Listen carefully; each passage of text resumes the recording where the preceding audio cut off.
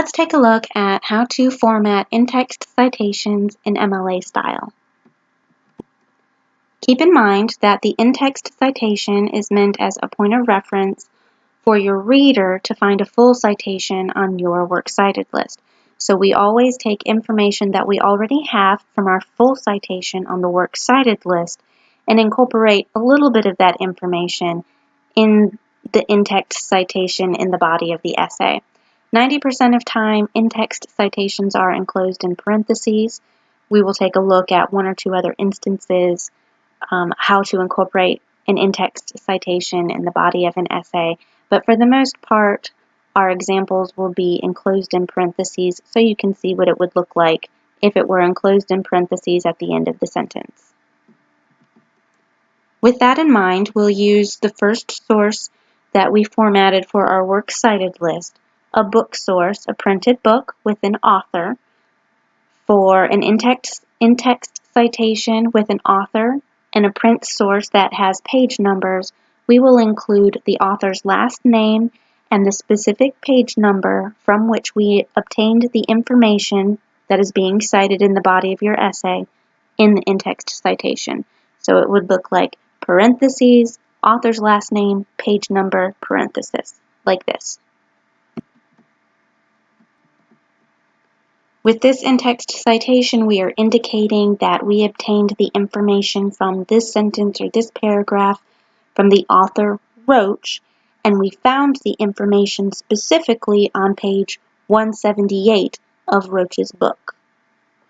Now, in the body of an essay, it would be included at the end of a sentence with a period at the end.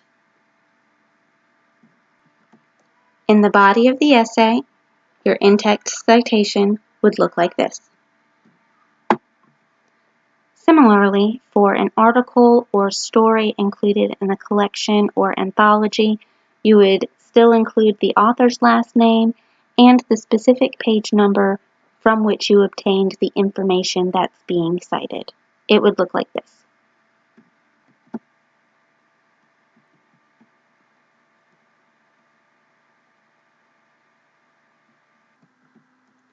For sources that include an author's last name but does not have a specific page number, such as a source found online, you would simply include the author's last name in parentheses.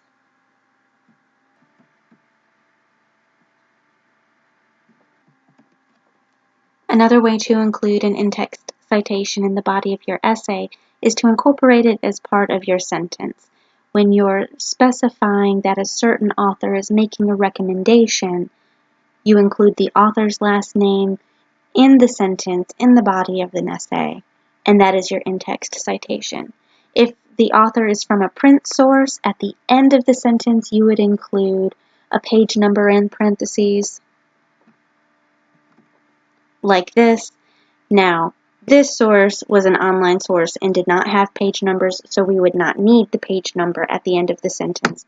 However, I wanted to show you what it would look like if you incorporated an author's last name in a sentence for a print source that would require a page number at the end of the sentence. Similarly, when you're citing a journal article in the body of your essay, if you have the author's last name, include the author's last name and the specific page number from which you're obtaining the information that you're citing in the body of the essay.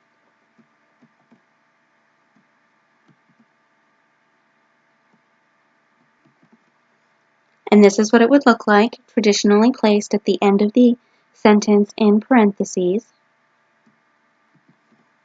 Or this is how it would look like if you incorporate the author's last name in the sentence and include the specific page number at the end of the sentence. For articles without a specific author named, you would include the same information that you have.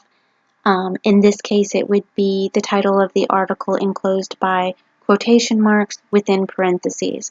Now, if it's a print source that has a specific page number, include the specific page number after it.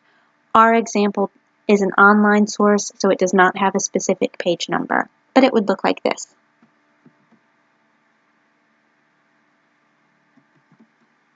And this is how our in-text citation would appear in the body of an essay.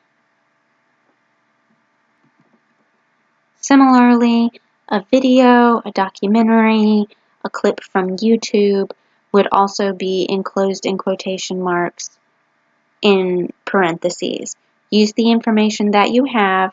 Pretty much, if you're noticing a pattern, you're taking the first part of your citation, whether it's the author's last name or the title, enclosing it in parentheses, and for print sources, you're including page numbers. So this video clip in an in-text citation would look like this. Because this is a longer citation, we don't need to include the whole title. There's only one Doomsday Preppers on our works cited list. It cannot get confused with any other source, so we can shorten the title just a little bit. Remember, it's just to get the reader to the right citation on the works cited list. So we shortened it just a little bit, Doomsday Preppers, enclosed in quotation marks, and then in parentheses. And this is what it would look like included in the body of your essay.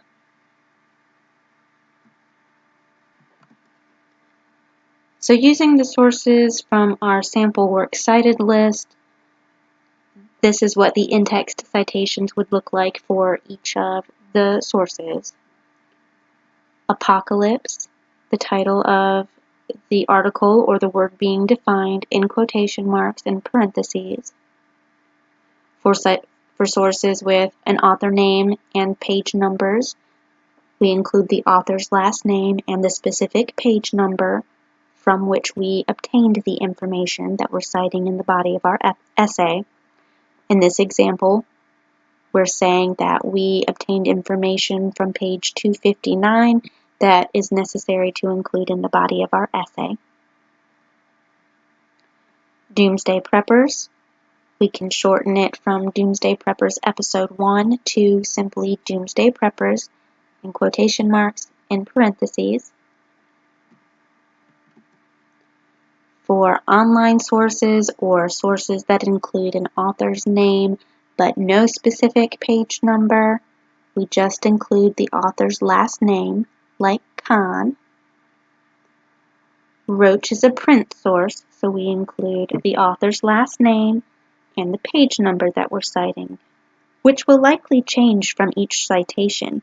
You may use information from page 52 in one paragraph, information from page 178 in a different paragraph.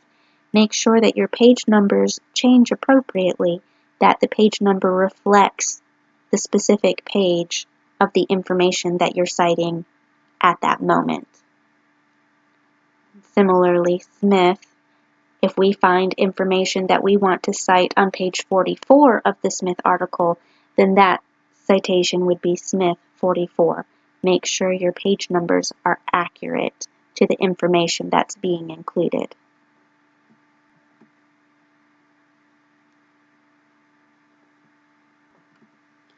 Remember that any source included on your works cited list must be cited in the body of your essay at least one time.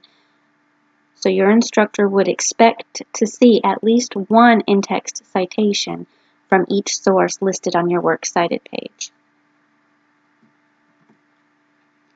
Hopefully you feel more confident writing your in-text citations now.